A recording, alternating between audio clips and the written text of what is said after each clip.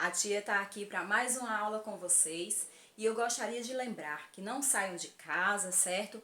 Tenham a consciência de ficar sempre lavando as mãos em casa, quando pegar em qualquer objeto, com sabão. Se precisar sair, usem as máscaras, certo? Porque a gente está se prevenindo por vocês e vocês têm que se prevenir também por todo mundo, certo? E hoje a nossa aula é de história.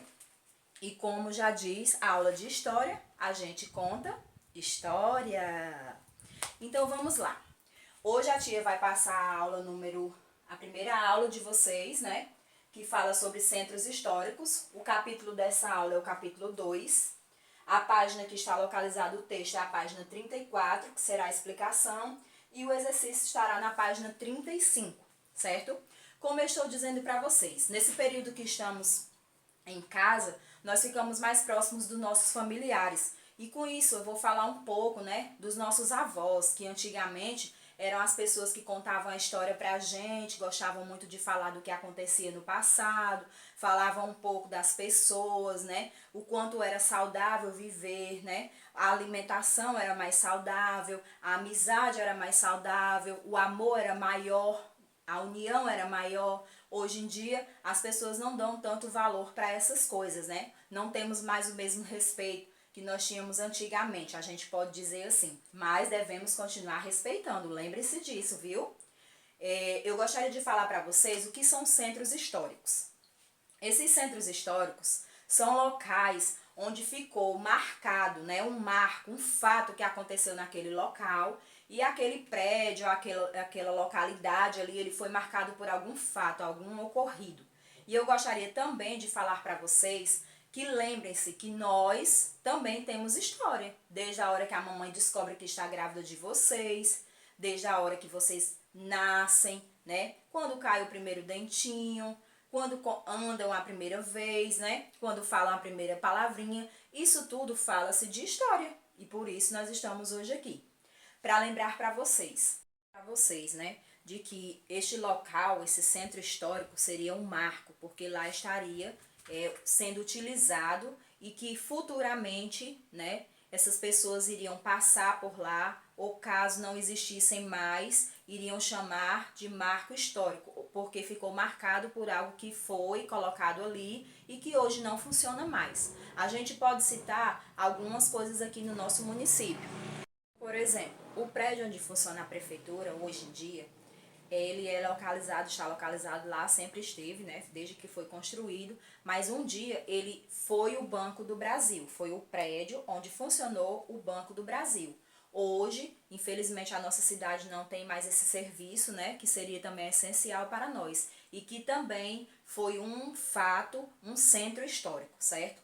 Outro prédio também que a gente pode falar é o da Adagre, aqui onde os agricultores usam, né, utilizam para receber suas sementes, né, para pagarem também seus boletos para a via do seguro safra, receberem lá os boletos. Lá também já foi a biblioteca municipal daqui de Palmirim, certo? Também é conhecida como um centro histórico. E vários outros prédios que a gente pode também citar aqui no texto. O comércio também, o comércio onde funciona aquele comércio ali na rua também é um centro histórico, porque lá existem histórias, certo? E todos os outros prédios que aqui estão, que se a tia for falando, a gente vai se prolongar. Então, resumindo, centros históricos seria tudo aquilo que um dia teve uma história e que hoje só está lá implantado o prédio ou o espaço, mas que hoje não funciona mais. Então, centros históricos seria exatamente isso, um local onde funcionou uma escola, um banco, uma creche, né? E hoje esse local ele está fechado ou está sendo utilizado para outros fins que não funcionam mais, certo? Então fica a dica, para que vocês possam, certo? Sempre lembrar que centros históricos é um local onde se guardam histórias. E no livro de vocês, a tia vai ler aqui que fala assim, diz aqui, ó, o nosso país é privilegiado, pois tem 14 centros históricos reconhecidos mundialmente, certo? O que é isso? Quer dizer que não só aqui em Palmirim existem esses centros históricos, professor? Exatamente. Em todo lugar do nosso Brasil existem muitos centros históricos. E aqui, como diz no livro de vocês, são 14 centros históricos dentro do nosso Brasil, do nosso país, certo? O primeiro deles seria o Centro Histórico de Ouro Preto, Minas Gerais, que lá também teve a sua história, teve alguns acontecimentos, alguns fatos que ficou marcado por isso, certo? Tem um na cidade de Olinda, no Pernambuco. O terceiro, São Miguel de Missões, no Rio Grande do Sul. Centros Históricos de Salvador, na Bahia. Bom Jesus, Minas Gerais. Em Brasília, Distrito Federal. Capivara, Piauí. São Luís, no Maranhão. Diamantina, em Minas Gerais. Goiás, Sergipe, Rio de Janeiro, Minas Gerais e Rio de Janeiro. Como vocês podem ver, eu citei os 14, né? Onde tem esses marcos, esses fatos importantes que a gente não pode esquecer deles, porque eles são conhecidos assim, porque a cultura deles lá um dia foi utilizada para abrir um banco naquele local, foi utilizada para abrir uma biblioteca naquele local, foi usada para abrir uma empresa naquele local, uma indústria, seja de fins alimentícios ou para outros fins, mas hoje não funciona mais. Então, centros históricos seria isso aí, né? Um local onde funcionou alguma coisa determinada, como a tia já citou aqui, banco, biblioteca, supermercado, padarias, farmácias, e hoje esse prédio ele está sendo utilizado para outros fins. E diante dessa explicação que eu fiz para vocês, eu creio que vocês já entenderam agora o que seriam esses centros históricos e por que são chamados assim. E a gente vai passar para o exercício aí da página 35, que diz assim: com base no que você aprendeu, escreva no seu entendimento o que são centros históricos. Aí você vai dizer, os centros históricos são, é uma resposta pessoal, certo? Eles servem para quê? Qual a importância dele para as pessoas, né? Você pode citar isso aí, são 3 linhas, você responde. Na segunda questão diz assim, ó: cada centro histórico do Brasil teve a sua importância na construção da nossa nação. Lembrando que realmente todos esses que foram citados, eles também contribuíram desde que o Brasil começou a ser chamado de Brasil. Eles têm uma história, certo? Uma contribuição, deixaram alguma coisa de contribuição para nós. Por exemplo, fundada no ano de 1532 pelo Donatário Duarte Coelho, foi a capital pernambucana e o principal polo econômico de capitania de Pernambuco no século XVI, como dizem no livro de vocês. Vamos fazer um lindo colorido na cidade do Alto Centro Histórico de Olinda. Vocês vão vir nessa imagem no livro de vocês e vocês vão fazer a pintura, colocando pinturas, colocando cores mais escuras, das cores que vocês preferirem, né? Por serem prédios mais antigos, a gente sabe que as pessoas não têm tanto cuidado como antigamente, né? Aqui em Palmirim existem várias e várias casas também que são centros históricos, que já foi funcionado vários tipos de, como é que eu posso chamar, de acontecimentos que houveram dentro desse local, que hoje pode ser considerado como a parte histórica do nosso município, certo? E aqui a tia fica com mais uma aula e agradece a todos vocês por terem participado, tirado um pouquinho do seu tempo para nos ouvir. E um super beijo e até a próxima. Bom dia! A tia está voltando aqui para dar mais uma aula para vocês. Esta aula será de palavras com consoante mais L, certo? Que vocês possam olhar aí no livro de vocês, na página 78, certo? O texto que a tia vai fazer a leitura, tudo bem? Aqui diz assim, ó: ficção científica.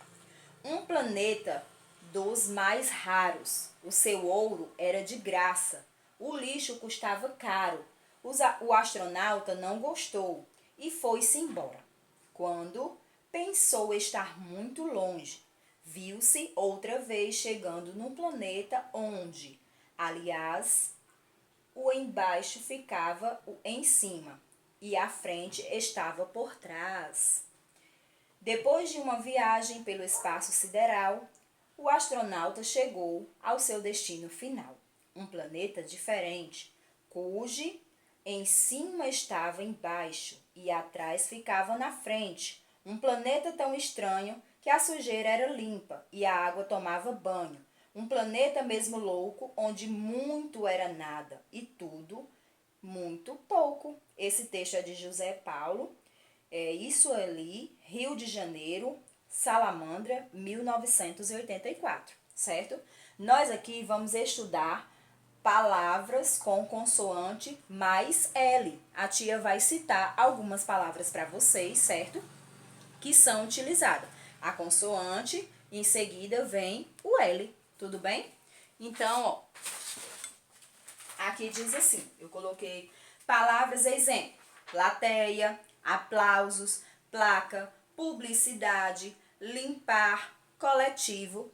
E esse exercício vocês podem também fazer na casa de vocês, pesquisarem nos dicionários, pesquisar na internet, certo? E colocar tudo aí para que a gente depois possa fazer um ditado, pedir à mamãe para tirar desse pequeno texto que a gente estudou, né?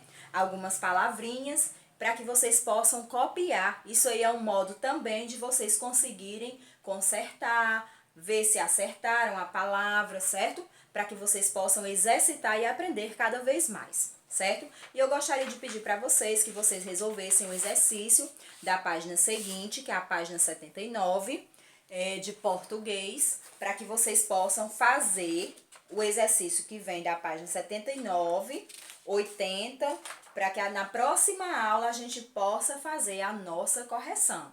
Um super beijo, certo? Não esqueçam, em meio a tudo isso, de ficarem sempre lavando as mãos, cuidando da saúde de vocês, porque sendo assim, todo mundo vai sair bem dessa e tudo isso vai passar o mais breve possível, certo? Pessoal, outra coisa que eu gostaria de passar para vocês, que sexta-feira na escola vai estar disponível um material que a tia separou lá, certo? Lápis de cor, canetinha, o caderno de matéria de vocês, certo? Vai estar tudo dentro de uma sacola para que vocês possam pegar e assim utilizar nas aulas que a gente vai passar através desses vídeos, tudo bem?